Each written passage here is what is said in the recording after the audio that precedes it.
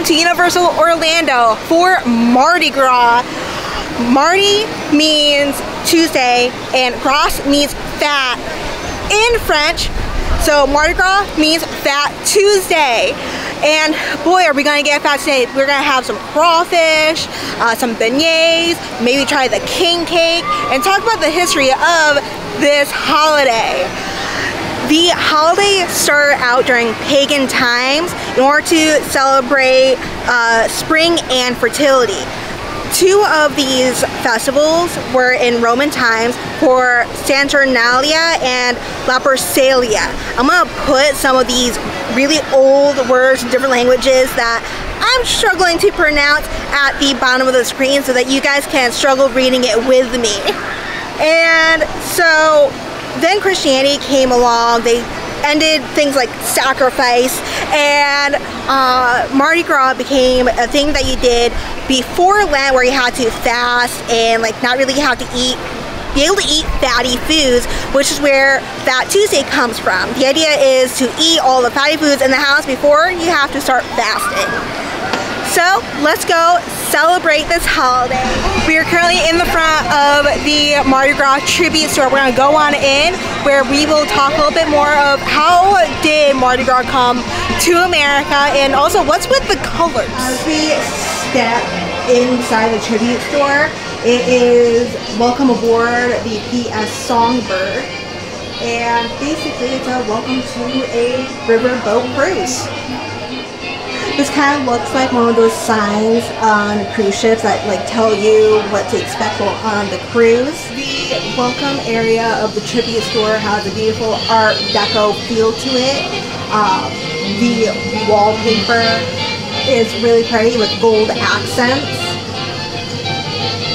There are some paintings and a bust. Of course, there is some of the Universal Orlando merchandise, like the Universal Orlando pass holder shirt, some mugs. There's this long sleeve shirt with some flowers down the sleeve. It gets a little creepy as they go deeper inside. It looks like it's a check-in desk for a restaurant. So there is a menu in the back with hors d'oeuvres, starters, entrees, and dessert. This kind of shines, and you can see a statue covered in Mardi Gras beads. It's really cool, kind of creepy, kind of spooky. In like a pirate ship body type of feel. There is wood planks on the ground, and ooh, an alligator, a little water puppy. A little dinghy. So this is actually the treat room, and there is an alligator popcorn bucket that you can get. These are the treats. So the sun and moon is banana. The earth is s'mores, and the fire is chocolate and cinnamon. Then there is a cake pop, an earth mini cake, sun and moon mini cake, moon and sun cookie dough ball, the fire cookie ball, and the earth cookie ball. So the flavors are congruent with each item. Chocolate king cake whoopie pie, or a vanilla king cake whoopie. Chocolate dipped bacon, a frosted brownie, the king gator cookie, and the skeleton cookie. So some sugar cookies, can never go wrong with a sugar cookie. Chocolate dipped s'mores in the traditional Mardi Gras colors. Mardi Gras fudge, king cake fudge, Dragon Cajun fudge, and Rocky Road fudge. The treats here are usually very, very sweet. I would highly suggest to share them if you decide to go with one. My friend ordered us the earth macaroon and the fire macaroon, so we're going to get to give those two things a try. So we are now in the last room. It looks all voodoo-y. There is a wheel with some voodoo signs on it, some skulls. Over here at the cash register, there is a voodoo man skeleton, and oh, he's moving. And he's surrounded by some black light skulls. Very, very spooky. Now, the amazing cast member behind the tree counter told me I need to keep an eye out for Earl the squirrel. And he is hidden behind a alligator skull. We have to find that skull. Oh gosh, where is he? Okay, I'm thinking maybe not this room. I think it's probably the exit. Let's see. Where is he? Earl. Earl. Earl the squirrel. I don't know. Hold on. Wait. I found him! Okay, okay. There is the voodoo man, like, I guess, like, waiting for you to check out. And there is an alligator skull. If we're gonna zoom on in, you can see there is a squirrel behind the alligator skull. So that is Earl the squirrel from Christmas time. Okay, we are gonna try these macaroons. I didn't. First up is the earth flavor, which is s'mores and caramel. That is pretty good. It tastes like a roasted marshmallow with some caramel. And now we're gonna try the cinnamon and chocolate. Usually I really like cinnamon and chocolate mixed together. I really love Mexican hot chocolate during Christmas time. However, I'm not a big fan of the flavor with this macaroon. I do, however, really like the s'mores caramel macaroon. Oh, damn. Okay, so the version of Mardi Gras or Carnival that is celebrated here at Universal is the same type of Mardi Gras that's celebrated in New Orleans. That version of Mardi Gras was brought over here by French settlers. Now, I have my phone in front of me. I have 7 pages of notes so that I could tell you guys all about the history of Mardi Gras. And there is a French settler with a very long French name that's very hard to pronounce. So look down right now and I'm going to read the name for you. His name is Jean-Baptiste La Monnaie Soie de Benville. And he settled on land about 60 miles south of New Orleans.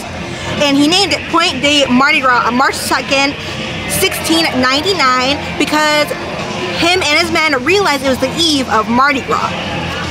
Now, in 1702, he founded what will become Mobile, Louisiana, and he named it Fort Louis de la Louisiane. 1703 was America's first Mardi Gras. And then 1704 to 1709, Mas de la Mobile, which was the precursor to today's cruise, which are secret societies that put on these parades, started. Okay, so the next important date for Mardi Gras here in America is 1710, when Wolf Grass Society formed, and they paraded around Mobile from 1711 to 1861. And their parade had a massive bull's head, which symbolized meat, Fat Tuesday, carne meaning meat for Carnival.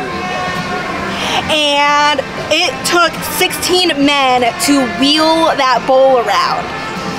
So Jean-Baptiste founded New Orleans in 1718, and by 1730, Mardi Gras was openly celebrated in New Orleans. But it wasn't like how it is today with all the parades and stuff like that. At first, it was with these lavish balls, which were established by the governor of Louisiana at the time, Marquis de Vaudreuil. Again, look below me and like right here, and you will see the name of this guy. In 1740s, early 1740s was when he started these balls that are still going on today in New Orleans. Very next predecessor to the modern day cruise was the Perseverance Benevolent and Mutual Aid Association, and it was the first of hundreds of clubs and organizations in New Orleans that put on Mardi Gras celebrations. And then in late 1830s, New Orleans started doing their street processions, which is how we ended up with today's parades. So first, like now, as you guys can see, like the parades are very loud and stuff like that, but at first it was just a bunch of carriages with people wearing masks and people riding horses around. Something called the flambeau, which were gas-lit torches that helped light up the streets and the floats as they went down the road. The very first crew was in 1856, Mystique Crew of Cumas, which was started by 6 Mobile natives. Again, it's pointing back to the same man, Jean-Baptiste. And this is where we end up with our modern day floats. These men started with the tableau cars. In 1870 was the 12 Night Revelers, and they brought us the modern day throws. So you know those beads that you see get thrown off of the floats? It came from them, except at the time it was not beads. And it started at the end of the parade. It was called the Mother's Goose Tea Party, where Santa came out at the end. He was dressed up like Santa Claus and he had a bag and he just threw gifts at the crowd. The next crew that is very important is the King of Carnival Rex, and they were started in 1872, and they are the reason why we have the Mardi Gras colors. So at this time, the Russian Grand Duke Alexis Romanov comes into town for Mardi Gras, so these businessmen get together. They want to throw the first daytime parade, and they bring us the colors. The colors that they pick is specific to the Romanov family because it is the colors of the Romanov family. And so the colors stand for purple being justice, gold being power, and green meaning faith. And those 3 colors are the colors of the Romanov family. Also during this time, the crew Rex ended up picking out the song If Ever I Cease to Love for the anthem of Mardi Gras because that was the Duke's favorite song at the time. These crews are secret societies, and they pick who gets to join and what the membership dues are and all of that, and you never know what the floats are going to be every year. It is locked down tight. And because the parade is always held by the crews, it is considered to be the greatest free show in the world. Okay, so we are going to be trying the king cake. Now the king cake has a fun history, and this is the only history in my notes that I don't need the notes for because of how much I love this history. Okay, so basically, as I told y'all before, Mardi Gras comes from pagan holidays, and something that's very popular for pagan holidays is, you know, sacrifice. And how do you decide who's going to be sacrificed for these holidays? Well, they came up with a king cake. Now it's called the king cake because the idea was if you won, you were treated like the king for an entire year, except there's a little catch. You'll be sacrificed the following year during that festival. So they used to hide either a coin or a bean inside the king cake, and if you got the bean and the coin, you became the king for the year. Well, luckily Christianity came and fixed that problem, but they kept the king cake. And at first it was eaten during 12 days of Christmas, because the king cake for Christianity was like, oh, we'll celebrate the 3 kings that traveled 12 days to meet Jesus. And so the idea of the baby is to represent the baby Jesus. Another idea maybe comes from a legend in New Orleans that in the 50s, a bakery ended up ordering one too many French porcelain babies and was like, I don't know what to do with these. Then Mardi Gras came around, they're like, I know what to do with these. And they put the babies inside of the king cake, and now there's babies in king cakes. And yeah, this is definitely my favorite of all of the history facts for the video is the king cake facts. Now we're gonna try king cake, and it's supposed to be like a brioche cake thing with icing and the Mardi Gras colors. If you are Cajun, they're going to deep fry it and fill it with cream cheese and praline. But yeah, let's give this a try. Yeah, so it definitely tastes like a cinnamon roll, but sweeter, and it definitely has like a breadiness to it for a cake. It's good, I like this. The new tradition for the king cake is that if you get the baby, then the following year it is your job to host the party or to bring the king cake for next year's party. When did Universal start celebrating Mardi Gras? Well, in 1996, Disney decided to throw a Mardi Gras parade in downtown Disney, now called Disney Springs. And Universal wanted to compete with that. So they decided to throw their own massive Mardi Gras party that would last an entire month.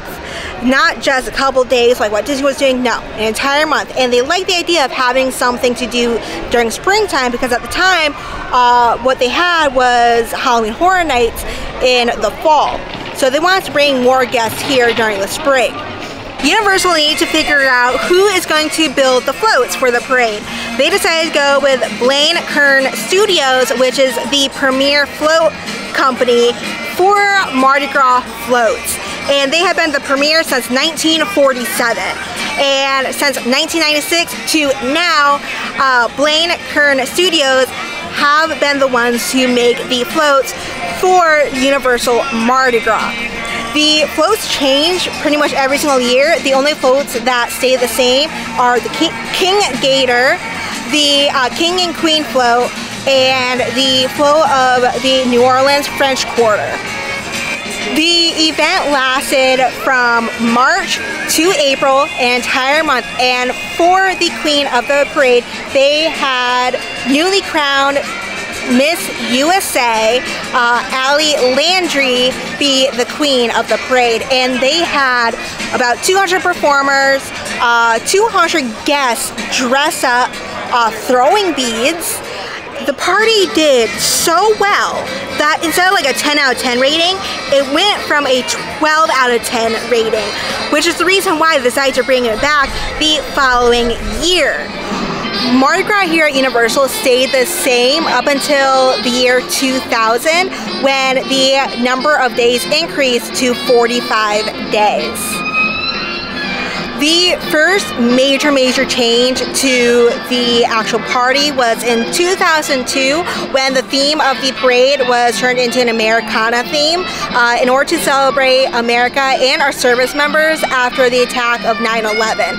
And Universal actually invited veterans and active service members up in order to be on the floats and throw the beads in order to honor them. The next major change happened in 2006, where the days increased from February 11th to April 22nd. And they decided to introduce an after 5 ticket, so that if you wanted to just see the concerts, you could do that instead of paying for a full day pass or getting an annual pass. Another really awesome thing about the 2006 Mardi Gras event was that it was after Hurricane Katrina in New Orleans. So there were a bunch of musicians that would normally be celebrating Mardi Gras in New Orleans that couldn't. And so Universal did a massive program where they brought in musicians to play at the Mardi Gras for 2006, which was a really awesome program to help out those musicians that were really out of the job for a bit. And then finally in 2009 we get the massive stage where all the concerts are held here at Universal. With the hit of Mardi Gras, now in 2024 Mardi Gras is 64 days out of the year. So it is from February 3rd to April 7th. That is double the amount of days from the original in 1996. In 1996, well, that means that Universal Mardi Gras and I are the same age. Woo!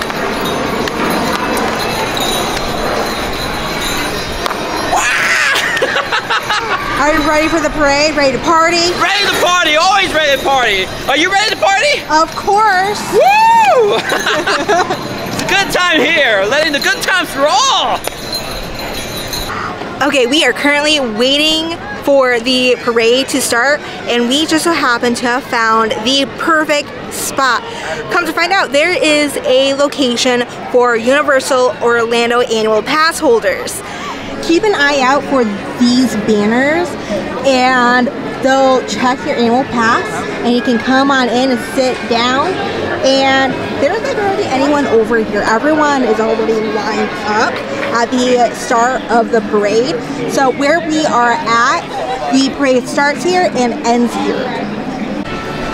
While we wait for the parade, I bet you guys are wondering, why on earth are beads thrown during Mardi Gras? Well, it just so happens that after World War II, there was a bunch of Mercury class beads that came from Japan. And so those were the first strands of Mardi Gras beads that were thrown in New Orleans for Mardi Gras. Then after that, some crews got hold of some crystal beads made from Czechoslovakia. Then comes the 1960s, where the invention of plastic comes in play. Now, the awesome thing about there being plastic beads is plastic is fairly cheap, and it just so happens that you're able to make the beads larger. You're able to customize the beads, so each crew can have their own style of beads. And the beads actually start getting longer as well. And so that's the reason why we have beads thrown during Mardi Gras. Also, keep an eye out for any signature throws. The original signature throw was decorated coconuts that were thrown out into the crowd, and now other crews like to do it as well. You can get purses, shoes, and every single thing is specific to each crew.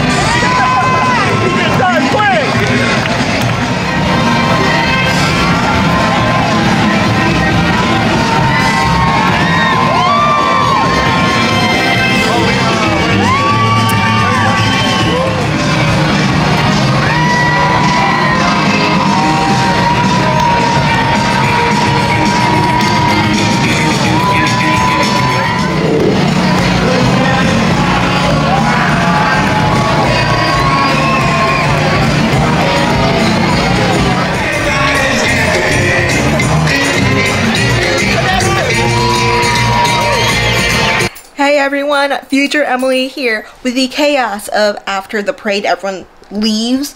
Y'all are lucky I remember to do the outro at Universal, and I completely forgot to tell you all of my feelings towards the parade. And let me tell you something, the Mardi Gras parade is way better than the Christmas parade. The Christmas parade, yeah, it's Christmas, it's magical, but the Mardi Gras parade is a party. Oh my goodness, the music is amazing. There are bees flying everywhere. Yes, I got hit in the face multiple times by bees. It was a family-friendly Mardi Gras party. Highly suggest waiting till 7:30 for the parade, and the music was high energy. The dancers were amazing. There was an annual pass holder in the area as well, and she was there to see her daughter, who was one of the dancers in the fire section. And oh my goodness, she was so excited to see her daughter. Her daughter did such a great job.